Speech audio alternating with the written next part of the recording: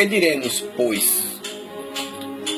Permaneceremos no pecado para que seja a graça mais abundante? De modo nenhum. Como viveremos ainda no pecado nós, os que para ele morremos? Tem esta convicção na alma de que estás morto para o pecado? Ponto final. Ou porventura ignorais que todos os que fomos batizados em Cristo Jesus fomos batizados na sua morte? Cristo morreu e ressuscitou ao terceiro dia. O homem vive em pecado, aí tem um encontro com Cristo, com Deus, tem compreensão da perdição e certeza da salvação, aí vai ao batismo, entra nas águas e sai dali como uma nova criatura. Não vai ao batismo apenas por um ritual da igreja, por uma imposição, por um costume, vai por uma convicção, por um chamado. Fomos, pois, sepultados, é um tipo, tá vendo? Fomos, pois, sepultados com ele na morte pelo batismo, para que, como foi ressuscitado dentre os mortos pela glória do Pai, assim também andemos nós em novidade de vida. Isso é uma coisa espontânea, não é imposta, não é por medo, é algo espontâneo, natural. Natural. É mudança de espírito. Sai o demônio, sai o espírito dos vícios, sai o espírito da moda, sai o espírito da embriaguez, a inveja, a lascívia, sai tudo isso e entra o Espírito de Cristo. E aí, espontaneamente, naturalmente, você começa a viver uma nova vida, não por imposição de ninguém, por dogmas, por rituais, por doutrinas de homens. Porque se fomos unidos com Ele na semelhança da sua morte, certamente o seremos também na semelhança da sua ressurreição. É fé. Sabendo isto, que foi crucificado com Ele o nosso homem anterior, aquele homem que matava, que roubava, que mentia, que prostituía, que adulterava, para que o corpo do pecado seja destruído e não sirvamos o pecado como escravos, porque o pecado escraviza. Ou não escraviza? Um homem que entra no vício de bebida e vai até a cirrose crônica. O homem entra no vício do cigarro e vai até o câncer de pulmão. O homem entra no vício da prostituição, do adultério e vai até um tiro, a morte, até a vingança. Mas não sai dali. É ou não é uma escravidão? Mata por dinheiro, mata pelo poder. É ou não é uma escravidão? Porque, porquanto quem morreu, justificado está do pecado. Se você morreu, se eu morrer agora, literalmente morrer agora, acabou-se o pecado. Então é como se isso estivesse acontecido na nossa vida. Quando nós encontramos Cristo, morremos para o pecado. Ora, se já morremos com Cristo, cremos que também com Ele viveremos. Sabedores que, havendo Cristo ressuscitado dentre os mortos, já não morre, porque Ele venceu a morte. Cristo ressuscitou dentre os mortos, venceu a morte, já não morre. A morte já não tem poder sobre Ele. E isso Ele passa para nós, para os cristãos verdadeiros. Aqueles que realmente receberam a revelação da palavra de Deus. Pois quanto a ter morrido de uma vez para sempre, morreu para o pecado. Você não sente nem mais o desejo Você venceu a morte. Mas quanto a viver, vive para Deus. Os teus sentimentos têm outra direção. Os teus desejos são outros desejos. A tua responsabilidade está acima do desejo da carne. O teu amor por Cristo é superior ao poder do pecado. Assim também vós considerai-vos mortos para o pecado, mas vivos para Deus em Cristo Jesus. Não reine, portanto, o pecado em vosso corpo mortal, de maneira que obedeçais às suas paixões, aos desejos da carne. Nem ofereçais cada um os membros do seu corpo ao pecado como um instrumento de iniquidade, mas oferecei-vos a Deus como ressurretos dentre os mortos, e os vossos membros a Deus como instrumentos de justiça. Pensa que tu és um homem de Deus. Pensa que tu és uma pessoa, uma mulher de Deus. Não é da igreja, não é satisfação ao pastor, não é satisfação nem ao marido, não é satisfação à sociedade, não é satisfação ao patrão, é a Deus.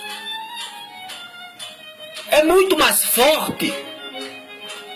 Não é satisfação à ganância, ao ponto de prejudicar alguém para ganhar esse dinheiro. Não é satisfação à moda, a propaganda televisiva que te chama para festas pagãs. Acorda para a vida. Que vida? A vida da morte? A morte eterna? Faça dos seus membros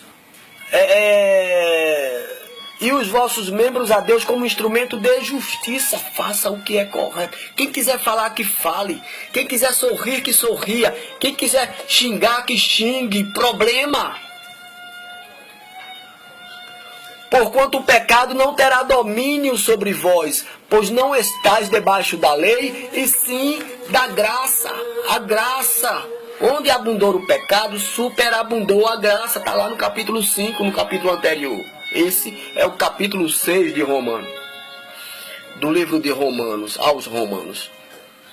Isso tem que estar entranhado na nossa vida, no nosso coração, na nossa corrente sanguínea. Nós nascemos, crescemos diante de uma televisão, nos ensinando obscenidades, mensagens subliminares nos desenhos animados. Mensagem de sexo escondida atrás dos desenhos animados. Nossos pais não viam.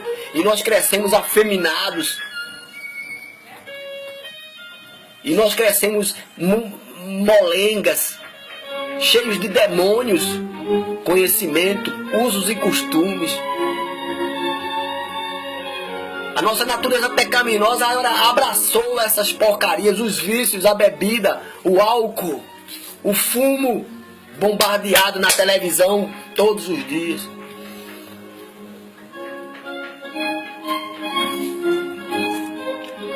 A lei, a escravidão e a graça. Romanos 6 a partir do 15 agora. E daí? Havemos de pecar porque não estamos debaixo da lei e sim da graça? De modo nenhum. Não sabeis que aquele a quem vos ofereceis como servos para a obediência, desse mesmo a quem obedeceis, sois servos, escravos? Tem gente que entra na bebida e vai até a cirrose, pelo amor de Deus.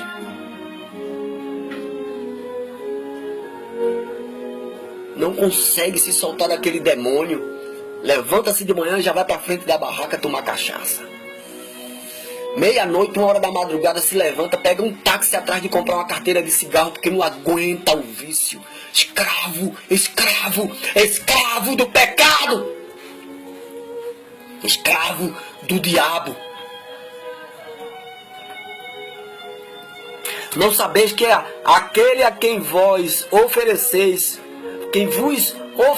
como servos para a obediência, desse mesmo a quem obedeceis sois escravo, seja do pecado para a morte ou da obediência para a justiça, tem o outro lado da moeda, tem o outro lado da moeda. Mude, mude de caminho, mude de atitude, mude de direção, mude de vida. Mas graças a Deus, porque outrora, escravos do pecado, contudo viestes a obedecer de coração, não por imposição, a forma de doutrina a que fostes entregues.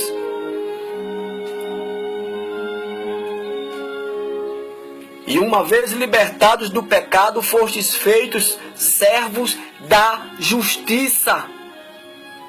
Falo como homem por causa da fraqueza da vossa carne. Estejam atentos aos desejos da carne. Assim como oferecestes os vossos membros para a escravidão da impureza e da maldade para a maldade, assim oferecei agora os vossos membros para servirem à justiça, para a santificação, o processo. 50 anos no mundo, no pecado, no poder das trevas. Tem um processo. Depois que você conhece a Cristo. Porque quando eres escravos do pecado, estavas isentos em relação à justiça. Estavas perdido. A ira, a justiça não iria te atingir. Quem iria te pegar pelo caminho seria a ira, o juízo. Não a justiça. Porque você estava em pecado, perdido, abandonado, cheio de demônios, carregados de usos e costumes, de vícios, de tendências, de invejas, de carnalidade, de maldades na mente e na alma. Naquele tempo que resultado colhestes? O que foi que você colheu do pecado da época que você estava no mundo? O que colheu? Somente as coisas de que agora vos envergonhais. Porque o fim do que você fazia lá atrás, dos usos e costumes, dos desejos da carne, dos adultérios, dos encontros escondidos, das prostituições, das drogas, do cigarro, da mentira, da embriaguez, do ódio. O fim era a morte.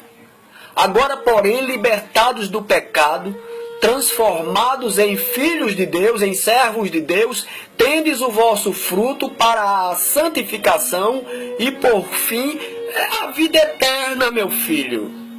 É um processo, isso não vem de denominação, isso não vem de pastor, isso não vem da maior igreja, isso não vem de ninguém, vem de Deus.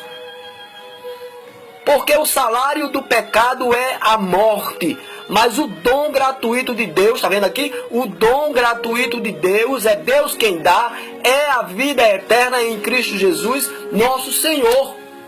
Ninguém é detentor da salvação. A salvação é de Deus. Você só precisa agarrar. Se agarrar com ela. Crer em Deus. Abraçar-se com Ele. Abandonar o diabo. E seus convites. Vem para a festa. Acorda para a vida. A propaganda está aí te chamando, te enchendo. Te chamando para a morte. E eu não estou aqui pregando igreja nenhuma, porque a igreja somos nós, a igreja é você, onde você estiver. Shalom Adonai.